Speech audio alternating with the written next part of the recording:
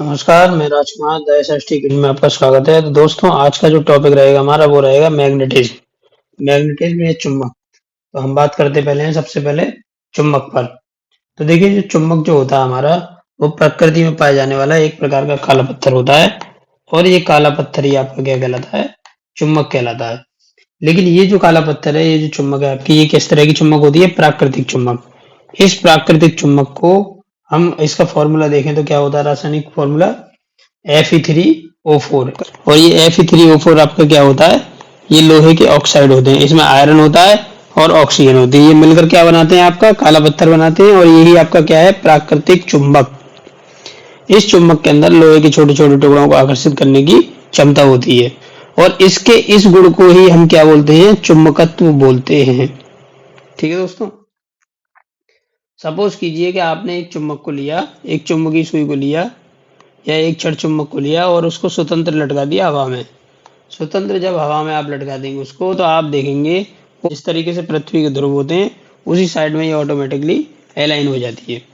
अर्थात उधर ही उसी दिशा में ये हमेशा ठहरती है। अब आपका होता है इसके पृथ्वी के चुंबकीय क्षेत्र की दिशा जो होती है वो सदैव जो होती है वो साउथ से नॉर्थ होती है। किधर होती है? साउथ से नॉर्थ। ये क्वेश्चन पूछा जाता है एग्जाम में, पृथ्वी के चुंबकीय क्षेत्र की दिशा किधर होती है? साउथ से नॉर्थ। अब देखिए, आर्टिफिशियल चुंबक, जो आर्टिफिशियल चुंबक होता है आपका, वो कौन सा चुंबक होता है? आर्टिफिशियल जो चुंबक होगा वो आपका छड़ चुंबक कहलाता है। क्या कहलाता है? छड़ चुंबक। तो छड़ चुंबक आपका आर्टिफिशियल चुंबक होता है। नाल चुंबक भी आपका आर्टिफिशियल होता है। और एक आपका आर्टिफिशियल चुंबक होता है चुंबकीय सुई। तो नाल चुंबक कुछ इस तरीके से बना होता है, घोड़े की नाल जैसा। ये छड़ चुंबक हो गया, इसको बार मैग्नेट भी बोलते हैं आपको। और ये कंपास में सुई होती है इस तरीके से, इसको चुंबकीय सुई बोलते हैं आप। ठीक है।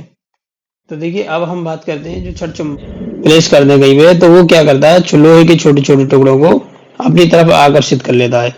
लोहे के छोटे छोटे टुकड़ों को अपनी ओर आकर्षित कर लेता है। आप इसमें देखेंगे जो चुंबक के ध्रुव होते हैं, नॉर्थ और साउथ पोल, ये सबसे ज्यादा लोहे के छोटे छोटे टुकड़े वहीं पर आकर्षित होते हैं।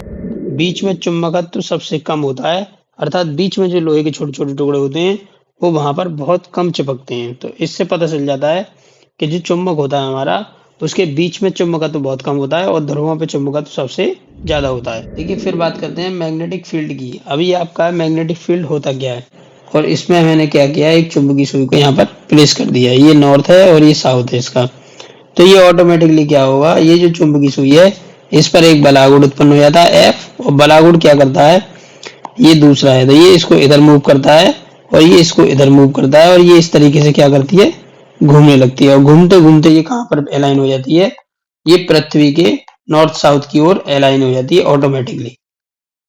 तो इस प्रकार जो हमारा पृथ्वी होती है वो एक चुंबक की भांति व्यवहार करती है। इसी से हमारी पता चलता है कि पृथ्वी भी हमारी एक चुंबक है। और जो पृथ्वी है हमारी, वो सबसे बड़ी चुंबक मानी जाती है। क्या है? सबसे बड़ी चुंबक। अब देखिए, इसमें मैंने आपको बता दिया कि यदि किसी चुंबक के चारों ओर का वह क्षेत्र जिसमें किसी चुंबकीय सुई पर एक बलागुड़ आरोपित हो जाता है, जिसके कारण वह घूमकर एक निश्चित दिशा में ठहरती है, चुंबकीय क्षेत्र कहलाता है। तो चुंबकीय क्षेत्र हम किधर भी ले सकते हैं। सपोज कीजिए कि मैंने एक चुंबकीय क्षेत्र इस तरीके से लिया हुआ है। देखिए, चुंबकीय क्षेत्र को हम इस तरीके से भी ले सकते हैं।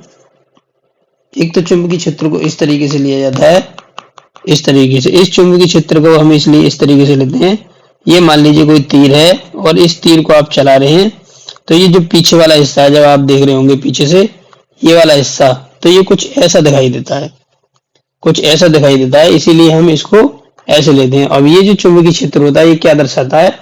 कागज के तल के लंबवत। ये हमेशा क्या होता है? कागज के तल के लंबवत अंदर की ओर होता है। ये कागज के तल के लंबवत अंदर की ओर, अंदर की ओर। ये कागज के तल के लंबवत अंदर की ओर होता है। अब दूसरा चुंबकीय क्षेत्र जो होता है वो कुछ इस तरीके से होता है, इस तरीके से। ठीक है। अब सपोज कीजिए एक तीर है आपका और आप उस तीर को चला रहे हैं। मान लीजिए ये आपके पास कोई तीर है और आप इस तीर को चला रहे हैं। तो आप देखेंगे ये वाला जो हिस्सा है, ये वाला जो पॉइंट वाला हिस्सा है, आप मान लीजिए यहाँ खड़े होकर आप इसको देख रहे हैं, तो क्या होगा, आपको ये पॉइंट जैसा दिखाई देगा, बिल्कुल ऐसा पॉइंट जैसा। इसीलिए हम इसको इस तरीके से दिखाते हैं चुंबकीय क्षेत्र को। और ये जो चुंबकीय क्षेत्र होता है, ये कागज के तल के लंबवत बाहर की ओर होता है। क्या होता है ये? बाहर की ओर। ये बाहर की ओर होता है, तो ये भी ध्यान रखिएगा। ये जो डॉट डॉट वाला होता है, ये कागज के तल के लंबवत बाहर की ओर होता है, और ये जो क्रॉस वाला होता है, कागज के तल के लंबवत अंदर की ओर होता है चुंबकीय क्षेत्र। तो जब भी मैं इस तरीके से बनाऊं तो आप समझिए कि ये जो चुंबकीय क्षेत्र है, कागज के तल के लंबवत नीचे की ओर है, और अगर मैं इस तरीके से डॉट डॉट बनाता हूं तो अब समझिए चुंबकीय क्षेत्र जो है कागज के तल के लंबवत ऊपर की ओर, बाहर की ओर। अब आगे देखिए, इसमें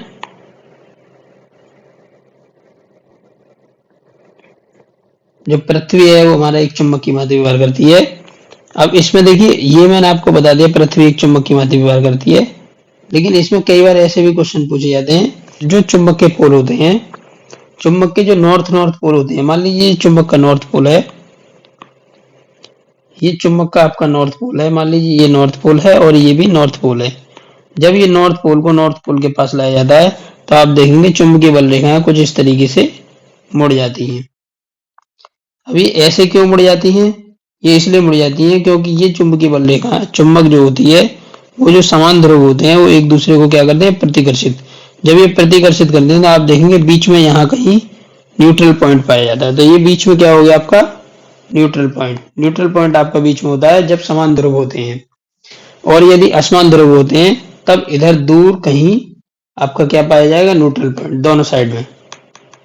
ठीक है दोस्तों, तो इस तरीके से आपका न्यूट्रल पॉइंट पाया जाता है कि जो चुंबकीय बल रेखा है, इस चुंबक के अंदर से भी होकर गुजरती है।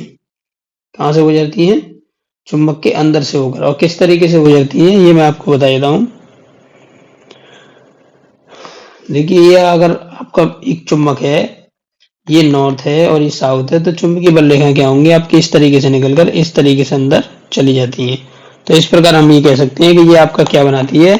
एक बंद वक्र बनाती है। तो चुंबकीय बल रेखा क्या बनाती है? आपका बंद वक्र। और पृथ्वी के चुंबकीय क्षेत्र की दिशा किधर होती है? साउथ से नॉर्थ की ओर। साउथ से नॉर्थ की ओर ये पृथ्वी के चुंबकीय क्षेत्र की दिशा होती है। तो आप देखेंगे कि अगर ये नॉर्थ है और ये साउथ है, तो ये चुंबकीय बल रेखाएं कुछ इस तरीके से अपना गमन करती हैं।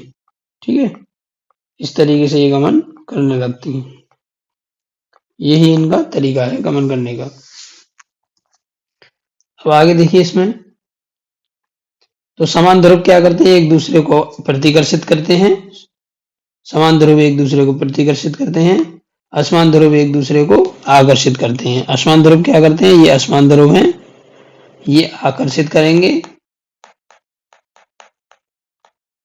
और ये आपके समान ध्रुव हैं, ये क्या करेंगे? प्रतिकर्षित। प्रतिकर्षित, ये आपको प्रतिकर्षित करते हैं। देखिए, एक अलग चुंबकीय ध्रुव का कोई अस्तित्व नहीं हो सकता। तो ये क्वेश्चन भी एग्जाम में पूछा जाता है, यदि हम एक चुंबक को तोड़ दें तो क्या वो चुंबक, उसके नॉर्थ और साउथ पोल को अलग किया जा सकता है? बिल्कुल नहीं किया जा सकता। अगर आपका कोई चुंबक है, उसको 10 भागों में भी आप तोड़ देते हैं, तो प्रत्येक चुंबक पूर्ण चुंबक की भांति व्यवहार करता है, अर्थात उसके नॉर्थ साउथ पोल को अलग नहीं किया जा सकता। चुंबकीय बल रेखाओं के बारे में मैंने आपको बता ही दिया कि जो चुंबकीय बल रेखा होती हैं, वो एक बंद वक्र बनाती हैं। क्या बनाती हैं? एक बंद वक्र बनाती हैं, और ये साउथ से नॉर्थ की ओर, बाहर इसकी दिशा जो होती है वो नॉर्थ से साउथ की ओर होती है। ठीक है, कुछ इस तरीके से हम इनको बनाते हैं। इस तरीके से आप इनको बना सकते हैं आसानी से, चुंबकीय बल रेखाओं को। तो दिखा सकते हैं इनको हम इस तरीके से। ये कोई चुंबक है और इसमें बल रेखाएं कुछ इस तरीके से जाती हैं और ऐसे अंदर चली जाती हैं। तो ये लगातार घूमती रहती हैं गोल गोल, और ये कहीं पे भी स्टॉप नहीं करती हैं। तो अब आप देख रहे हैं ये क्या बनाती हैं? क्लोज कर्व बनाती हैं, बंद वक्र। तो चुंबकीय बल रेखाएं बंद वक्र बनाती हैं। ध्रुवों पर चुंबकीय रेखाएं सघन होती हैं। ध्रुवों पर क्या होती हैं? सघन होती हैं। ध्रुवों पर ये सघन होती हैं, इसीलिए यहाँ पर इसमें चुंबकत्व सर्वाधिक होता है। ठीक है, क्या होता है? सर्वाधिक। चुंबकत्व जो है वो सर्वाधिक पाया जाता है पोल्स पर। ध्रुवों पर सघन तथा मध्य में क्या होती है? दूर होती है। मध्य में यहाँ पर ये दूर दूर होती है, इसलिए यहाँ पर चुंबकत्व क्या होता है, कम पाया जाता है चुंबक के अंदर। ये जो गुण है ये एक दूसरे को कभी कट नहीं करती। मान लीजिए दो चुंबकीय बल रेखाएं हैं, ये एक दूसरे को कट करती है, तो एक स्पर्श रेखा ऐसे खींची जा सकती है और एक ऐसे इस खींची जा सकती है, और जो कि चुंबकीय क्षेत्र की दो दिशाओं को प्रदर्शित करेगा, जो कि संभव नहीं है। अब दूसरा देखिए, किसी स्थान पर चुंबकीय बल रेखाएं आपस में समांतर तथा समदूरस्थ होती हैं। तो अब यहाँ पे देख रहे हैं आपस में समांतर और समदूरस्थ हैं किसी स्थान पर। सपोज कीजिए कि ये एक चुंबकीय क्षेत्र इस तरीके से दिखाया गया है, ये एक चुंबकीय क्षेत्र कुछ इस तरीके से दिखाया गया है, और ये चुंबकीय क्षेत्र लगातार बदलता हुआ दिखाया जा रहा है। तो ये जो चुंबकीय क्षेत्र है आपका, इस चुंबकीय क्षेत्र को हम क्या इस वाले चुंबकीय क्षेत्र को हम किस तरीके से दिखा रहे हैं, ये है आपका क्लॉकवाइज, और इस क्लॉकवाइज को हम बोलते हैं दक्षिणावर्त। ये चुंबकीय क्षेत्र जो क्या है आपका दक्षिणावर्त, और ये जो चुंबकीय क्षेत्र आपका ये क्या है एंटी क्लॉकवाइज, और इसको हम बोलते हैं वामावर्त। सपोज कीजिए, मान लीजिए ये एक्स और वाई एक्सिस हो, जब इस तरीके से आप मूव कर रहे हैं तब ये क्या होगा आपका वामावर्त होगा, और जब इस तरीके से मूव कर रहे हैं तब ये दक्षिणावर्त होगा।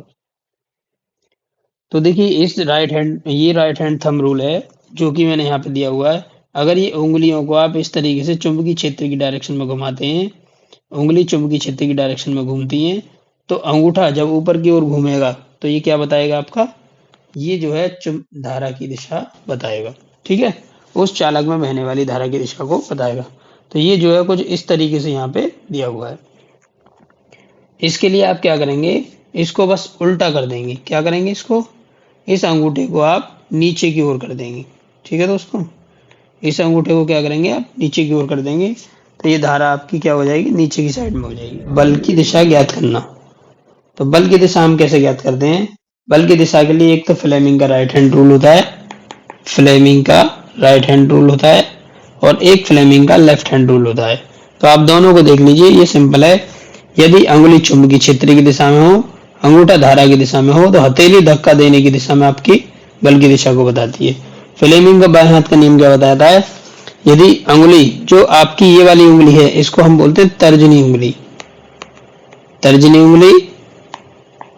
प्रथमा उंगली, संकेत वाली उंगली, इसको इंडेक्स फिंगर भी बोलते हैं, इंडेक्स फिंगर। तो देखिए आपने देखा होगा बी आर अम्बेडकर साहब जो होते हैं, बी आर अम्बेडकर साहब, उनके हाथ में एक किताब लगी हुई है और उनकी उंगली इस तरीके से संकेत कर रही है। ठीक है, इस तरीके से ये संकेत करते हैं, इसके लिए संकेतक उंगली भी बोलते हैं हम।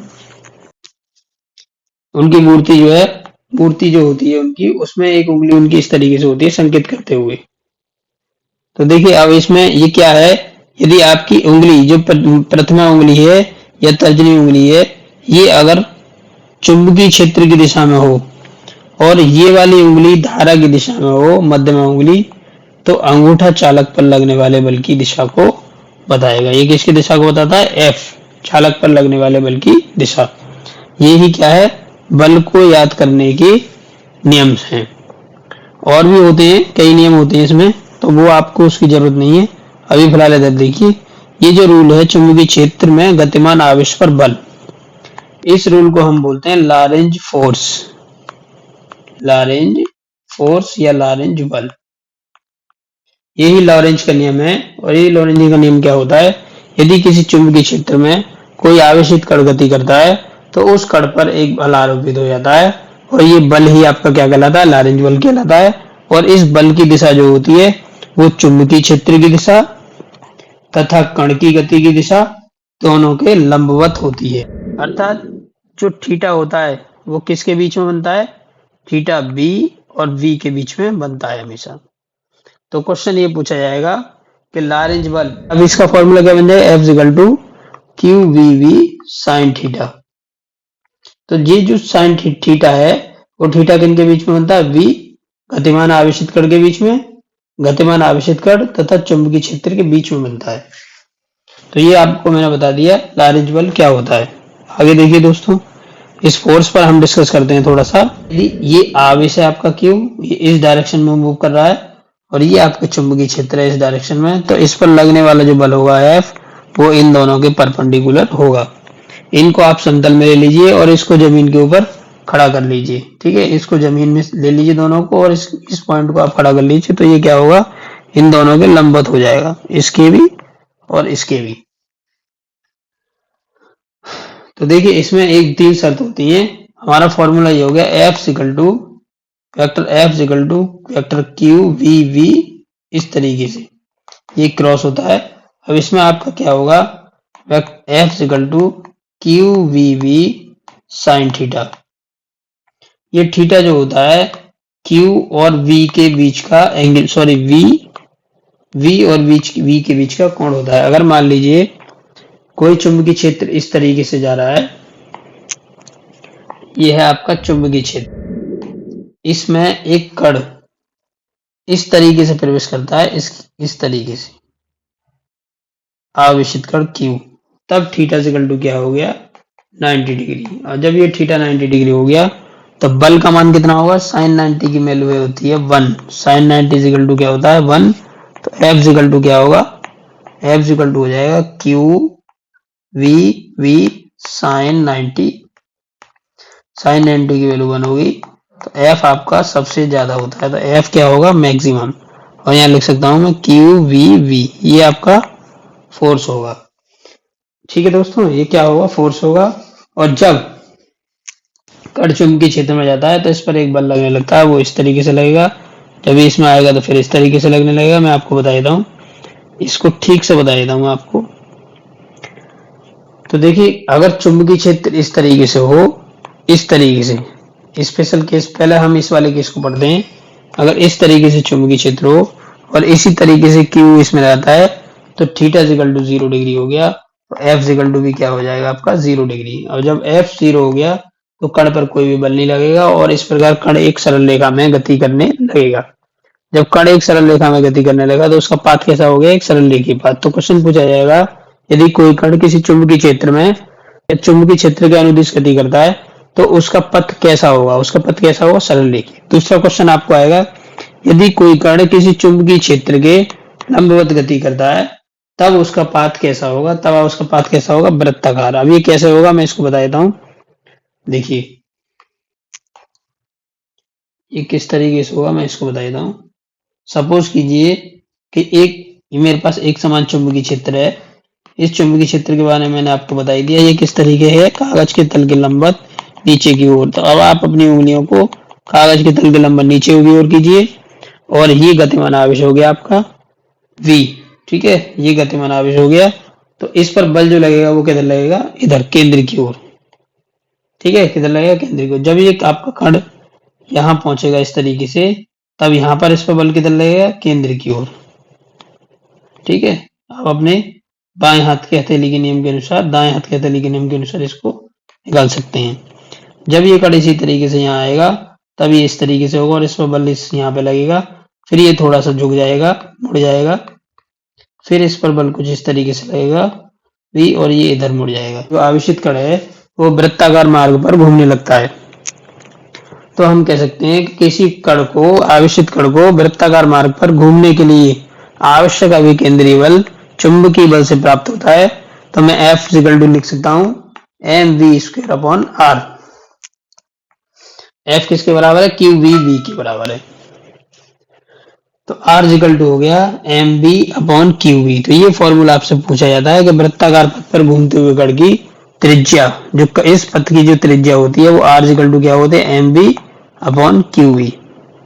ठीक है दोस्तों, यहां से निकालते हैं। m जो है वो कण का क्या है, मास है। ये आवेश, ये कण का जो है वो द्रव्यमान है, v इसकी वेलोसिटी है और ये mv/qv, q आवेश है और v चुंबकीय क्षेत्र है। कि ये जो डोमेन होते हैं, मान लीजिए ये आपके पास कोई आयरन का टुकड़ा है, तो इसके जो डोमेन होंगे वो डोमेन अनियमित होते हैं। इसके डोमेन सारे के सारे अनियमित दिशा में क्या होते हैं, अभिविन्यासित होते हैं, विन्यासित होते हैं। तो इनमें क्या होता है, चुंबकत्व तो नहीं होता। ये एक नॉर्मल आयरन का टुकड़ा है, इसमें कोई मैग्नेट नहीं होता। यदि इसके सारे के सारे डोमेन एक ही डायरेक्शन में संरेखित हो जाएं तो इसमें क्या पैदा हो जाएगा, चुंबकत्व पैदा हो जाएगा। सपोज कीजिए कि मेरे पास ये जो डोमेन है इसके इस तरीके से संरेखित हो गए, मैंने किसी विधि से ये संरेखित कर दिया, तो आप देखेंगे ये जो डोमेन है इसके जब एक ही डायरेक्शन में संरेखित होते हैं तो ये आपका क्या बन जाता है, परमानेंट मैग्नेट। इसी को हम परमानेंट मैग्नेट बोलते हैं। अब देखिए मैंने यहाँ पे एक लोहे का टुकड़ा लिया है, इस टुकड़े में मैंने किस में रख दिया, नॉर्थ और साउथ के बीच में रख दिया। ये नॉर्थ है, ये साउथ है, तो आप देखेंगे इसकी जो संरेखण होता है वो साउथ से नॉर्थ की ओर हो जाता है। किधर होता है, साउथ से नॉर्थ की ओर। तो इसका ओरिएंटेशन किधर हो जाता है, नॉर्थ की ओर। जब ये नॉर्थ की ओर हो जाता है, जब हम इसको ठंडा करते हैं, ये गर्म है, इसको ठंडा करते हैं तो ये हार्ड हो जाता है, और हार्ड होने पर ये किस में बदल जाता है, परमानेंट चुंबक। मान लीजिए मेरे पास एक मैग्नेट है और उस मैग्नेट को मैंने क्या किया, हीट कर दिया। जब मैंने उस मैग्नेट को हीट किया तो इसके जो डोमेन होते हैं वो इधर उधर फैल जाते हैं। इस प्रकार गर्म करने पर मैग्नेट का चुंबकत्व क्या होता है, वो खत्म हो जाता है। अगर इस चुंबक में मैं हथौड़े मारता हूं तब भी इसके डोमेन इधर उधर हो जाते हैं वाइब्रेशन के कारण, और इसका चुंबकत्व क्या हो जाता है, खत्म। ठीक है, तो इस प्रकार ये चुंबक खत्म हो जाता है। इस चुंबक को बचाने के लिए ये मैग्नेटिक केपर होते हैं, इसको सॉफ्ट आयरन से बनाते हैं और ये चुंबक को खराब होने से बचाते हैं। इसको चुंबक को पहना देते हैं, कवर होता है एक तरीके का। अब देखिए मैग्नेटिक बिहेवियर, मैग्नेटिक बिहेवियर किस तरीके का होता है। मान लीजिए ये कोई मैग्नेट है, तो ये मैग्नेट क्या करेगी, कुछ चीजों के प्रति तो ये अनुचुंबकीय होती है, थोड़ा थोड़ा आकर्षित करती है, कुछ को बहुत ज्यादा आकर्षित करती है और कुछ को बिल्कुल भी आकर्षित नहीं करती। तो इस तरीके से मैग्नेट का व्यवहार अलग अलग पदार्थों के प्रति अलग अलग होता है, तो अलग अलग धातुओं के प्रति अलग अलग होता है। अब ये किस धातु के प्रति किस तरीके का होता है उसके बारे में हम थोड़ा सा यहाँ डिस्कस करने वाले हैं, और ये बहुत ही ज्यादा इंपॉर्टेंट टॉपिक है, इसमें से एग्जाम में क्वेश्चन बनते ही बनते हैं। तो देखिए अगर मैंने यहाँ पे ले लिया, एक तो होता है हमारा अनुचुंबकीय पदार्थ। क्या होता है, अनुचुंबकीय पदार्थ। तो जो मैग्नेटिक बिहेवियर होता है वो कैसा होता है, अनुचुंबकीय होता है, प्रतिचुंबकीय होता है और लौह चुंबकीय होता है। अब आप समझ जाइए कि जो जो जो गुण लौह चुंबकीय होता है तो वो तो आयरन वाला गुण हो गया, इसको हम फेरोमैग्नेटिक बोलते हैं, और ये तीव्र आकर्षण प्रदर्शित करता है। अर्थात इन धातुओं को ये क्या करता है, तीव्रता से आकर्षित करता है। और ऐसी कौन कौन सी धातु है, एक तो ये आयरन हो गया, कोबाल्ट हो गया, निकेल हो गया। ये तीनों आप याद रखिएगा, आयरन कोबाल्ट निकेल। तो इसमें ये आपका उसमें पीरियोडिक टेबल में भी होता है, iron cobalt nickel copper zinc. इसी तरीके से Fe3O4 को भी ये तीव्रता से आकर्षित करता है। अब देखिए अनुचुंबकीय क्या होता है, अनुचुंबकीय का मतलब होता है थोड़ा सा आकर्षित करते हैं, ये थोड़ा सा आकर्षित करते हैं। तो ये जो है थोड़ा सा आकर्षित होते हैं, ये ज्यादा आकर्षित नहीं होते। अगर एल्यूमिनियम को आप चुंबक के पास लाते हैं तो ये थोड़ा सा आकर्षित होगा, सोडियम को आप चुंबक के पास लाते हैं थोड़ा सा आकर्षित होगा, प्लेटिनम को चुंबक के पास लाते हैं थोड़ा सा आकर्षित होगा, मैग्नीज है, कैल्शियम क्लोराइड है, ऑक्सीजन है, ये थोड़े से क्या होते हैं, आकर्षित। ठीक है, ऑक्सीजन भी इससे थोड़ी सी आकर्षित होती है। अब इसमें डायमैग्नेटिक गुण होता है, इसको हम बोलते हैं प्रतिचुंबकीय। इसका इंग्लिश और हिंदी दोनों याद रखिएगा आप। डायमैग्नेटिक मतलब प्रतिचुंबकीय, ये थोड़ा सा प्रतिकर्षित होते हैं। क्या होते हैं, थोड़ा सा प्रतिकर्षित। ये आकर्षित हो रहे थे, ये प्रतिकर्षित हो रहे हैं, और ये तीव्र आकर्षण हो रहे हैं। तो लौह चुंबक को तो आपको देखना ही नहीं है, क्योंकि इसको तो आप आसानी से याद कर सकते हैं। अब प्रतिचुंबकीय देखिए, प्रतिचुंबकीय क्या होते हैं, एक तो आपका जल होता है, जिंक होता है, कॉपर होता है, सिल्वर, और ये आपका गोल्ड है। क्या है ये, गोल्ड। ये आपका डायमंड है, ये कार्बन है, कार्बन को ही हम क्या बोलते हैं, डायमंड बोलते हैं, क्योंकि कार्बन का ही हीरा जो है कार्बन का ही अपर रूप होता है। ये मरकरी है आपकी, ये नाइट्रोजन है, ये हाइड्रोजन है। ये सब क्या है, प्रतिचुंबकीय पदार्थ हैं। अब मान लीजिए मेरा इसमें इसमें ये भरा हुआ है पदार्थ। अब मैं इसको देखिए, यहाँ पे मैं नॉर्थ और साउथ को लेके आता हूँ, तो नॉर्थ और साउथ क्या करते हैं, एक दूसरे को आकर्षित करते हैं। जब ये आकर्षित करते हैं तो ये वाला जो जल होता है वो थोड़ा सा नीचे की ओर चला जाता है। क्या होता है, नीचे की ओर। क्यों, क्योंकि ये आकर्षण करते हैं। तो ये क्या करते हैं, जब इस पर फोर्स डालते हैं तो ये जो लिक्विड है इसके अंदर थोड़ा सा दब जाता है। ये क्या हो गया, आपका प्रतिचुंबकीय का उदाहरण हो गया। बेरिलियम, क्या है ये, बेरिलियम। तो स्पेशल एक्सेप्शन में आपको बता दूं, इसमें एक एक्सेप्शन केस होता है कि जो क्रोमियम होता है ये एंटी फेरोमैग्नेटिक होता है। ना तो ये अनुचुंबकीय है, ना प्रतिचुंबकीय है, ना लौह चुंबकीय है। ठीक है, क्रोमियम क्या है, इसका आप बात है, ये तीनों में से कोई भी नहीं है। चुंबकीय ध्रुव जिस तरीके से हमारा बलागुण होता है, tau is equal to F into D sine theta. बलागुण इस तरीके से होता है, इसी तरीके से ये होता है चुंबकीय द्विध्रुव, तो ये बड़ा गुण क्या हो गया आपका, ये होता है tau equal to M centre. M क्या होता है, एम जो होता है आपका चुंबकीय द्विध्रुव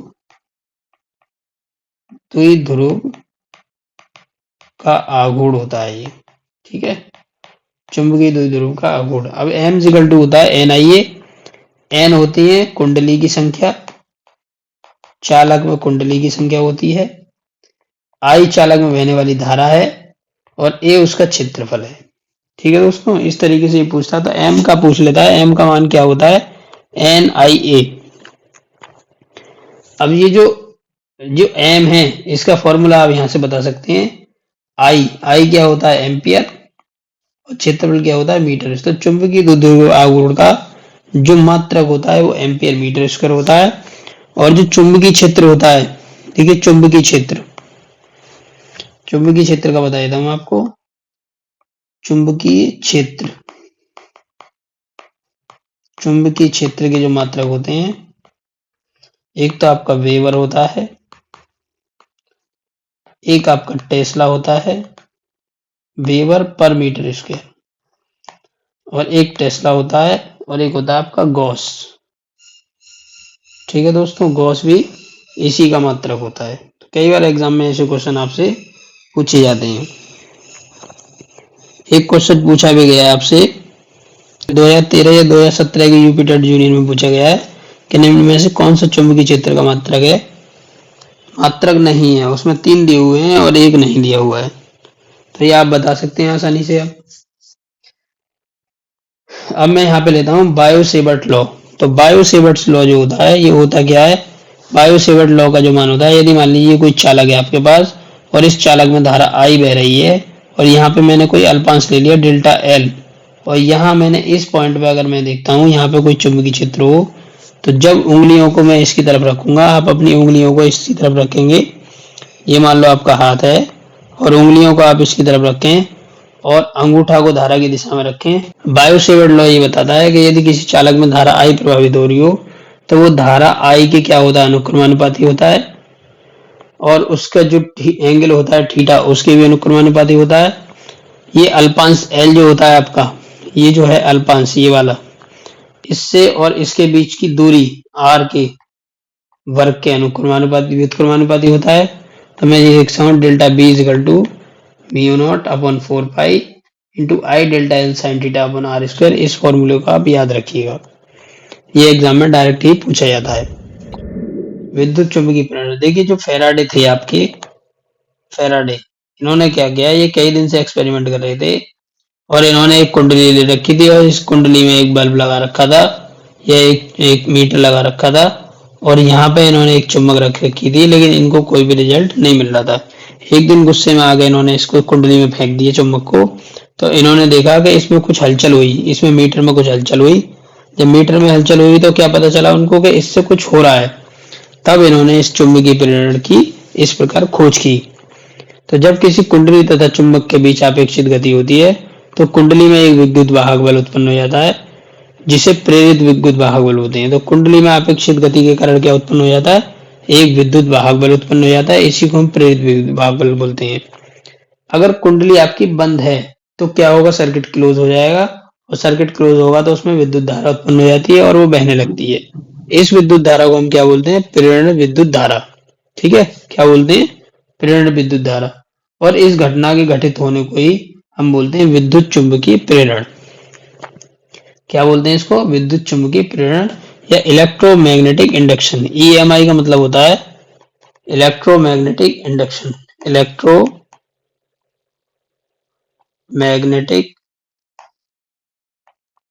इंडक्शन। इंडक्शन का मतलब होता है प्रेरण। तो देखिए आप, अब यहाँ पे होता क्या है, इसमें एग्जाम में इसमें होता क्या है कि यहाँ एक कुंडली ली है उन्होंने, इस तरीके से उन्होंने लगा दिया, इसको प्रेरण बोलते हैं हम।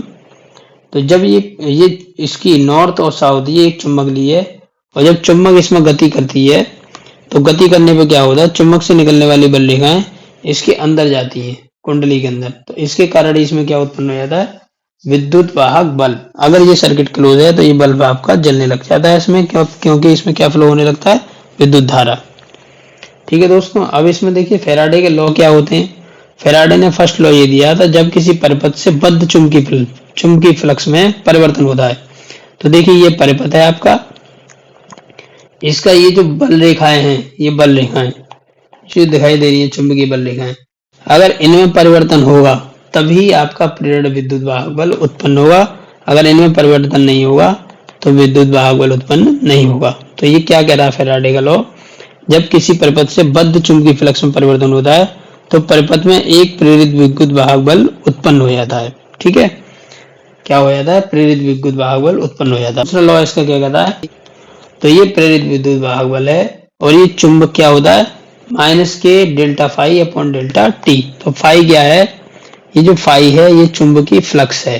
क्या है, चुंबकीय फ्लक्स। और ये चुंबकीय फ्लक्स क्या होता है, मान लीजिए ये कुंडली है कोई, ये कोई कुंडली है और इस कुंडली में मान लीजिए इस तरीके से चुंबकीय बल रेखाएं आ रही है, तो ये जो निकल रही है चुंबकीय बल रेखाएं, ये आपका क्या है, फ्लक्स हो गया। ठीक है, तो जितना ज्यादा चुंबकीय बल रेखा निकलेगी उतनी ही ज्यादा आपका फ्लक्स होगा, उतना ही ज्यादा फ्लक्स होगा तो उतने ही ज्यादा चुंबकीय प्रेरण उत्पन्न होगा। तो एन क्या है, ये इनकी संख्या है। ठीक है, क्या है, संख्या, कुंडली की संख्या। अब दूसरा देखिए, इसमें ए माइनस का चिन्ह क्या दिखाता है कि जब भी किसी कुंडली में प्रेरण विद्युत वाहक बल उत्पन्न होता है तो वो उस कारण का विरोध करता है जिससे वह उत्पन्न होता है, मतलब ये उसके अपोजिट चलता है हमेशा। चलिए अब देखिए, इसमें इसको हम लेंज का नियम बोलते हैं और लेंज का नियम ही आपको क्या बताया, किसी परिपथ में प्रेरित विद्युत धारा की दिशा सदैव ऐसी होती है, वह उस कारण का विरोध करती है जिससे वह स्वयं उत्पन्न होती है। तो ये लेंज का नियम है। और एक मैंने लॉरेंज फोर्स बताया था आपको। लॉरेंज फोर्स में क्या बताया था आपको, यदि कोई आवेशित कण किसी चुंबकीय क्षेत्र में गति करता है तो उस पर एक बल आरोपित हो जाता है, इस बल को हम लॉरेंज बल कहते हैं। इस बल की दिशा चुंबकीय क्षेत्र की दिशा तथा गतिमान आवेशित कण की दिशा दोनों के लंबवत होती है। और लेंज का नियम क्या है कि किसी परिपथ में प्रेरित विद्युत धारा की दिशा सदैव ऐसी होती है कि वो उस कारण का विरोध करती है जिससे वह स्वयं उत्पन्न होती है। अर्थात जो गति है, अगर वो इस तरीके से कर रहा है तो विद्युत धारा की दिशा कुछ अलग होगी, और जब इस तरीके से कर रहा है तो विद्युत धारा की दिशा इधर होगी। अर्थात इसका क्या करता है, ये विरोध करता है। तो दोस्तों ये चुंबकीय फ्लक्स का जो आपका पूरा चैप्टर हो चुका है। अब ये फ्लक्स जो होता है, फ्लक्स, इसका मात्रक ही आपका क्या होता है, वेबर। इसका मात्रक ही आपका वेबर होता है।